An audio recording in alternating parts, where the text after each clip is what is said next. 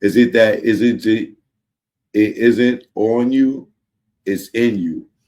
After encountering legal trouble as a juvenile, Henley moved from California to Chicago.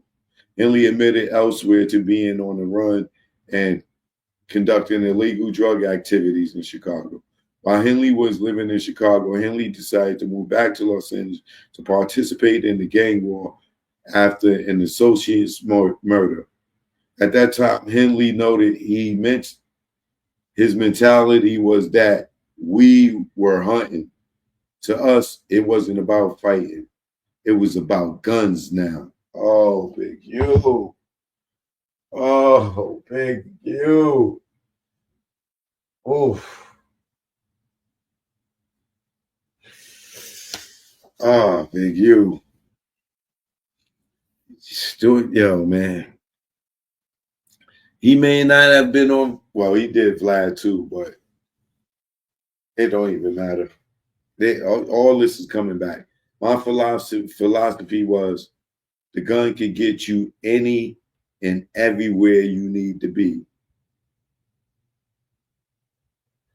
Oh man, these statements coming from him to a jury. Whew, Jesus Christ, brother.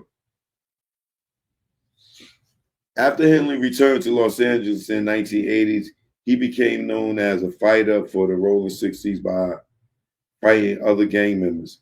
As Henley recalled, those fights were about dominating the Rolling 60s competition. Henley remembered he and approximately 200 other Rolling 60 gamers went to a Run DMC concert at the Long Beach Convention Center. Excuse me. At the Long Beach Convention Center to establish and maintain dominance within the Los Angeles-based street gang scene. Henley characterized his and the Rolling 60s moral code at the time as get them before they get you. Throughout the 1980s, Henley fostered a fierce and earned a reputation for violence, which included multiple charges for first-degree murder, as well as a charge for attempted murder of a peace officer. According to these statements, Henley believed that by 1987, he cemented his reputation as a tough person who should not be crossed. Henley recounted several, excuse me, Henley recounted several serving time in the county jail where he beat up other inmates for the purposes of establishing a pecking order. Henley was also earning money through the drug trade in other cities such as Minneapolis, where he realized he had influence over the Rolling 60 gang members. When Henley was 22 years old, he claimed to stop selling drugs and transition to a different racket.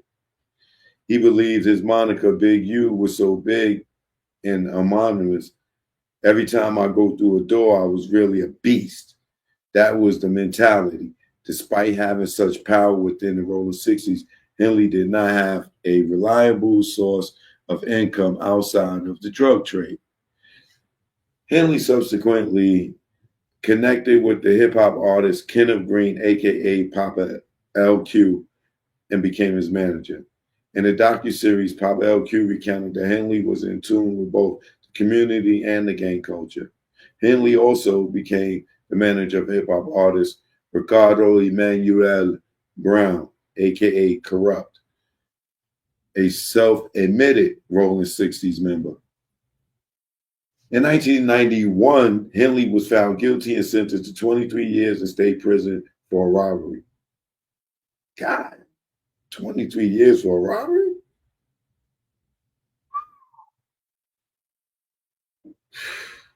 Ain't no telling a robbery. What are you going to get for this? And as he admitted, he was also charged with kidnapping. While Henley was incarcerated, Henley stated that Corrupt maintained contact with Henley and ensured he was kept abreast of developments in the music industry. In 2022, on the podcast Dub C and C Mac Show, Henley described himself as an enforcer in prison and recounted knocking somebody's eyeball out of their socket, as well as committing stabbings.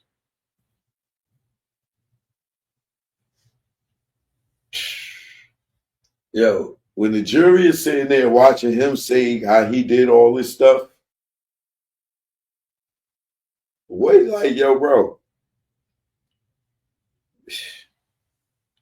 if he ain't talking, he don't need nobody snitch on him, bro.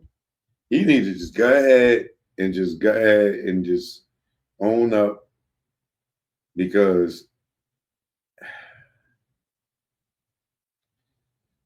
I can't see him going to a trial and a jury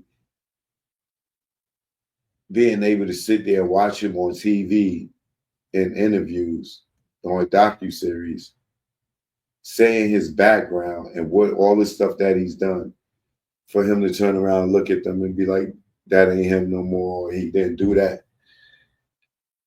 It's that's not gonna go good for him. It's not gonna go good for him. It would be a waste of taxpayers' money, boy. I'm telling you, bro.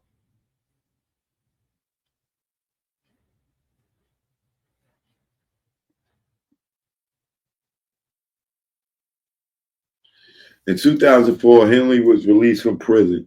In the docuseries, hip hop artist Calvin Brodus Jr., aka Snoop Dogg, characterized Henley as institutionalized. You say the wrong thing, you get effed up. He was short tempered and serious about that ish he was on. Something about him I liked because I felt like he was a leader. Henley claimed that he was focused on healing his community when he returned home from prison. According to Henley, his primary objective was to effect change and lift his community to a better place instead of destroying it. Henley's own words, though, show falsity of his claim in reformation. For example, on December 31st, 2022, what's this, 20, that's like almost 2.5 years ago, on an intercepted call, this nigga phone was tapped. Oh my God, Big U. His phone was tapped. Let's see what he say on the tap call. When that's what the intercepted call is. Them listening on him. Henny explained his motivation for committing murders on behalf of the Big U enterprise, stating, what you guys see on the internet, y'all keep hearing other people who don't have nothing to talk about but sell. Let me explain something to you. If I would have had a problem with any man, color, creed, king, or kind, the issue would have been resolved and he wouldn't be here or I wouldn't be here. It ain't no kid, nothing. And they damn near nobody who been in this mother effer longer than me can stand against me and me be who I am. If I had a problem with any man, and this wouldn't be so funny to me, I'm still who they say I am. Oh God.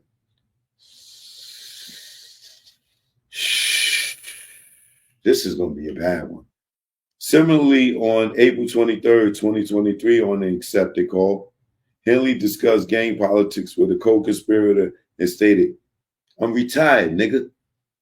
Activist, I'll pull up on your block right now, nigga, and show you up. And show up and show out, nigga.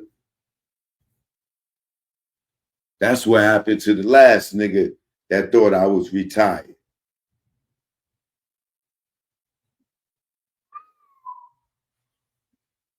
Oh man, he didn't think they was listening to him, huh?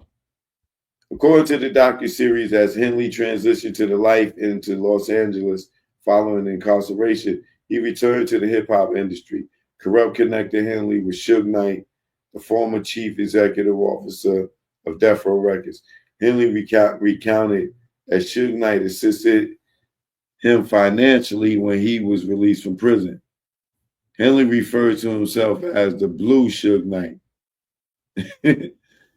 As Henley, as of 2004, was widely regarded as the leader of the Rolling 60s. Because of his reputation, Henley was positioned to ultimately form and lead the Big U enterprise. In approximately 2008, Henley formed a relationship with the hip hop artist Amez Joseph something, aka, or that's Nipsey Hussle. How do you pronounce Nipsey's last name? Agamemnon? I don't know. After several years, Henley temporarily left the industry after he had a falling out with Nipsey Hussle related to equipment at Henley's shop. Henley recounted in the docuseries that Nipsey Hussle made a diss song about Henley, but that Henley is a scrapper, not a rapper, Henley stated.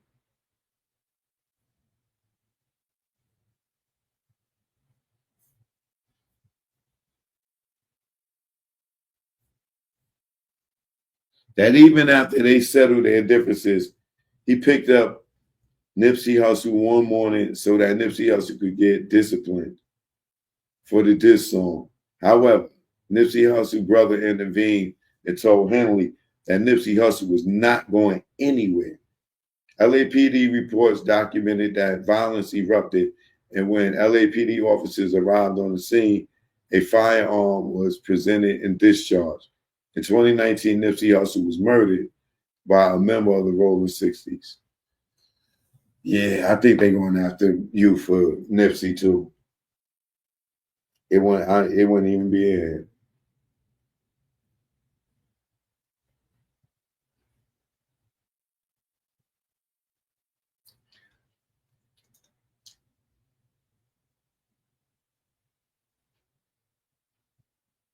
It's crazy to me that in the gang culture, they can discipline you like they your parents. Yo, you made a diss song to me about me. Come on and get in the car, man. You're going to get DP'd. Grown man?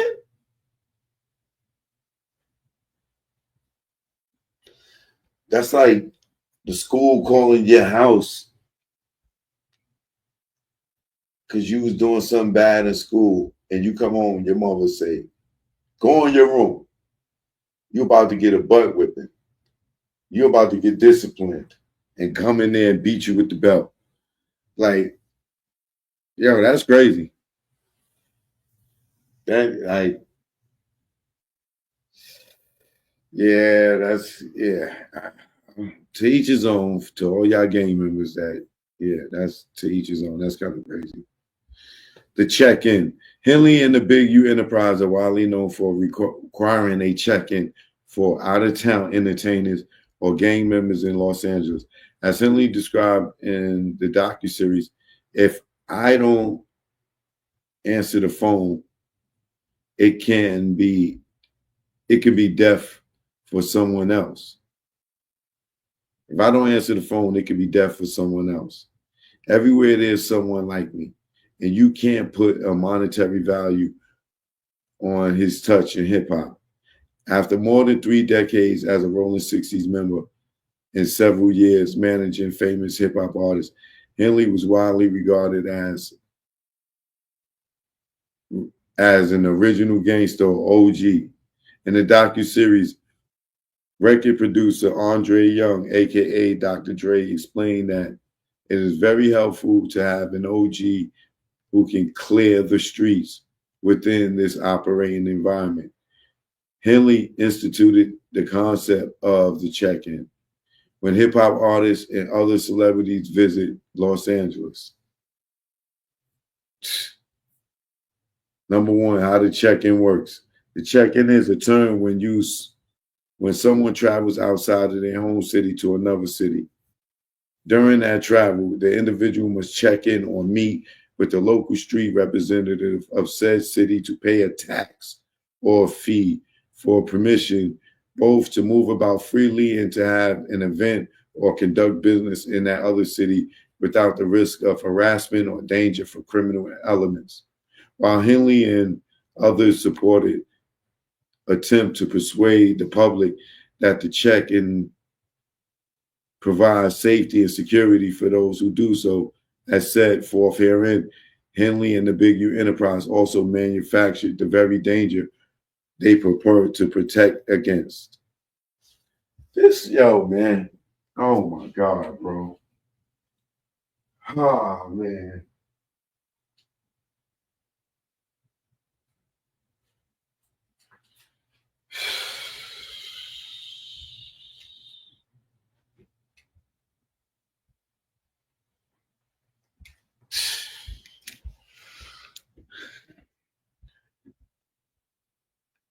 The dude went on TV, talked about how the whole check-in thing is, and that's extortion, bro. It's the friendly extortion. And he just laid it out. Now I can see them having somebody on stand telling the jury, what do check-in mean? Why do people have to check in? So you mean do the white people that come into LA, like, y'all make everybody check in? No, only the black guys and the Spanish guys that are, from the hip hop community. So when the people come from Japan to come to LA to take pictures and all over all the Japanese, y'all don't make them check in. So only the black guys that got some money got to check in. Okay. This is not going to go well, bro. This is not going to go well.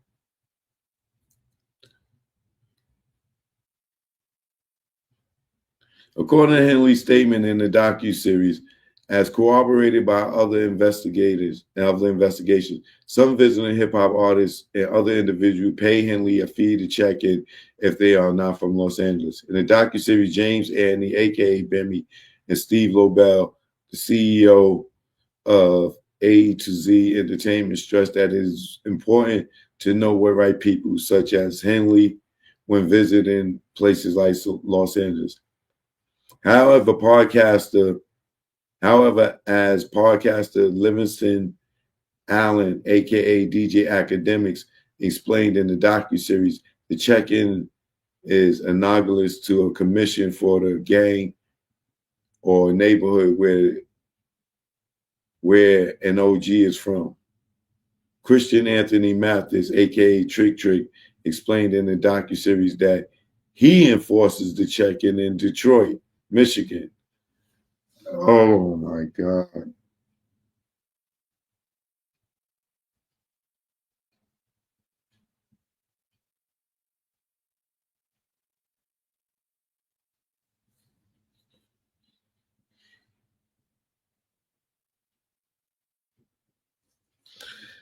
Trick Trick added, come without permission. I don't want to hear ish. You got to say. I created these laws, so I enforce them. All we coming for is our portion.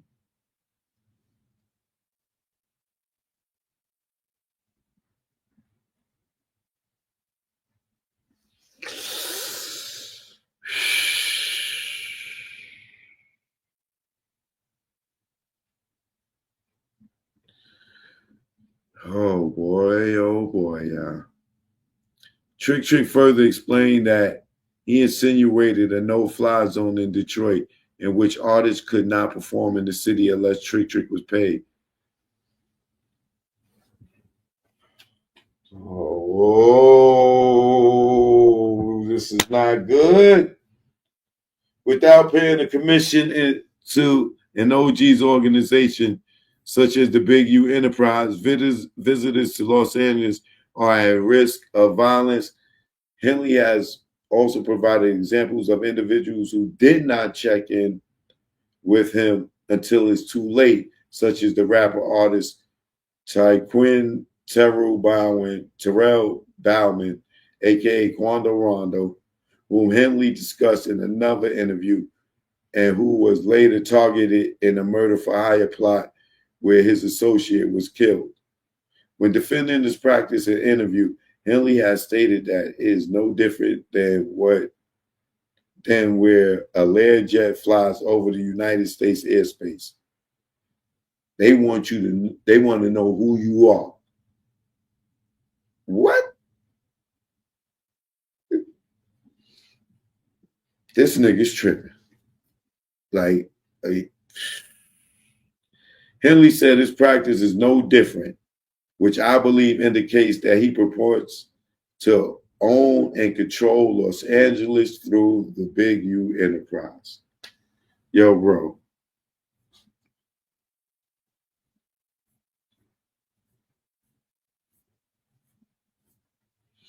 How Henley and the Big U enterprise respond to failures to check in.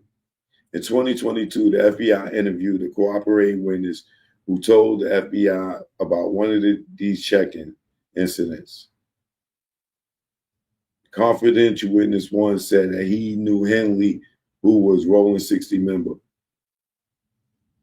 Also said Henley led a money-making gang that was distinct from Rolling 60s, referring to Big U Enterprise. According to confidential witness one, rap artists, athletes, and other individuals needed to pay Henley a fee when they visited Los Angeles. CW1. Could that be Bwack 100? Allegedly.